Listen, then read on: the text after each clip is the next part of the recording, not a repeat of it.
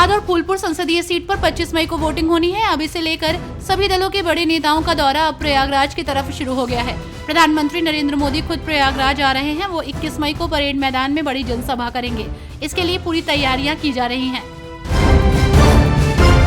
लोकसभा चुनाव को लेकर कांग्रेस नेता प्रियंका गांधी जमकर प्रचार प्रसार कर रही हैं। ऐसे में अभी हाल ही में प्रियंका गांधी वाड्रा ने कहा कि मोदी जी किसी भी इंटरव्यू में वोटों को लेने के लिए रोज आते हैं। क्या वो इमोशनल पिच नहीं है? हम बोलते हैं तो इमोशनल पिच कहा जाता है। हम तो सच्चाई कह रहे हैं। मैं तो 19 साल की उम्र में अपने पिता के टुकड़े घर लाई थी। मैं क्यों ना बोलूं? मुख्यमंत्री योगी आदित्यनाथ आज लालगंज के नयापुर व पडरी में प्रतापगढ़ लोकसभा के भाजपा प्रत्याशी के लिए जनसभा करेंगे। केंद्रीय मंत्री अनुप्रिया पटेल की जनसभा मानिकपुर स्थित मिलिट्री ग्राउंड में शनिवार दोपहर 12:15 पर होगी। वो कौशाम्बी लोकसभा के भाजपा प्रत्याशी विनोद सोनकर को लगातार तीसरी बार सांसद बनाने की अपील करेंगी। मुख्यमंत्री योगी आदित्यनाथ का कार्यक्रम नयापुर व पडरी में होगा। कांग्रेस पार्टी से उत्तर पूर्वी दिल्ली सीट से उम्मीदवार कन्हैया कुमार पर हमले के बाद ये सियासी पारा हाई चल रहा है। ऐसे में कांग्रेस का कहना है कि उत्तर पूर्वी दिल्ली सीट से कांग्रेस उम्मीदवार पर हमला भाजपा की हताशा को दिखाता है। इस बारे में दिल्ली के AICC प्रभारी दीपक बबरिया ने कहा कि इस घटना से दिल्ली के अलावा हरियाणा में भी भाजपा को नुकसान होगा। सुप्रीम कोर्ट अपने द्वारा दिए गए फैसले को लेकर अक्सर चर्चा में बना रहता है। ऐसे में SC ने खाद्य फसलों और खाद्य पदार्थों पर कीटनाशकों और अन्य रासायनिक पदार्थों के उपयोग पर चिंता व्यक्त करने वाली याचिका पर केंद्र और भारतीय खाद्य सुरक्षा और मानक प्राधिकरण से जवाब मांगा है।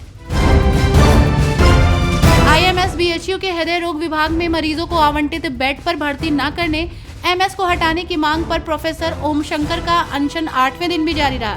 आपको बता दें कि BHU के शिक्षकों, सामाजिक संस्थाओं के साथ ही छात्रों ने अनशन स्थल पर पहुंचकर समर्थन दिया।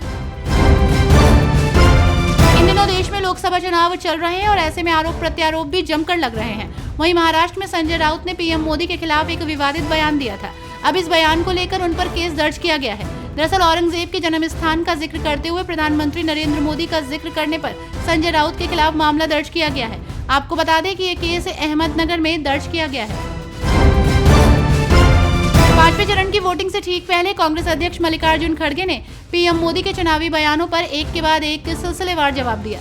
उन्होंने कहा कि जैसे जैसे चुनाव बीत रहा है उन्हें समझ नहीं आ रहा है कि वो क्या बोल रहे हैं। इसके साथ ही आरक्षण खत्म करने के BJP के आरोप का जवाब देते हुए मल्लिकार्जुन खड़गे ने कहा कि वो जनता को बरगला रहे हैं। संविधान में बदलाव करना और कानून खत्म करना दोनों अलग बात है।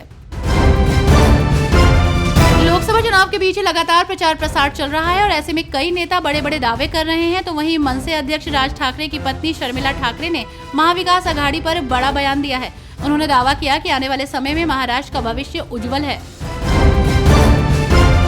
महाराष्ट्र में लोकसभा चुनाव के 5वें चरण के लिए चुनावी प्रचार थम चुका है। मुंबई की 6 सीटों समेत कुल 13 सीटों पर सोमवार 20 मई को वोट डाले जाएंगे। चुनावी रण में केंद्रीय मंत्री पीयूष गोयल, अभिनेता राजनेता भूषण पाटिल और सरकारी वकील उज्जवल निकम और वर्षा गायकवाड़ जैसे प्रमुख उम्मीदवार हैं, जिन पर सभी की नजरें बनी हुई हैं।